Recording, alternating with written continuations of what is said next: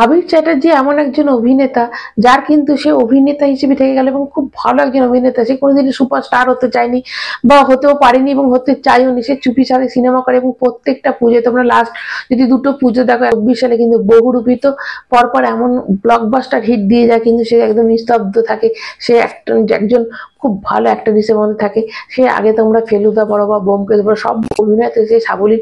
২০২৫ সালে কিন্তু তার বেশ কয়েকটা সিনেমা আসছে, তো তোমাদের অবশ্যই সেই সিনেমার নামগুলি বদলে দিই। প্রথম সিনেমার নাম হচ্ছে পুতুল নাচের ইতিকথা, সেটা হচ্ছে পরিচালক সুমন মুখোপাধ্যায়, সহ অভিনেতা হলেন পরমব্রত চ্যাটার্জি, অনন্যা চ্যাটার্জি এবং জয়া আহসান।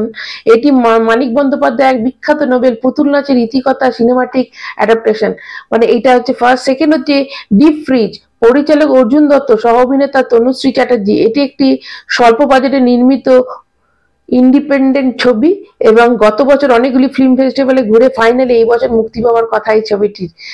যতকাণ্ড কলকাতাতে থার্ড নম্বর সিনেমা, পরিচালক অনিক দত্ত পরবর্তী ছবি।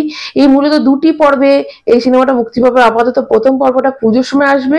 সহ অভিনেতা হলেন পরাণ বন্দ্যোপাধ্যায়, মিশকা সিনহা এবং বাংলাদেশের কুয়াজি নৌশাবা আহমেদ।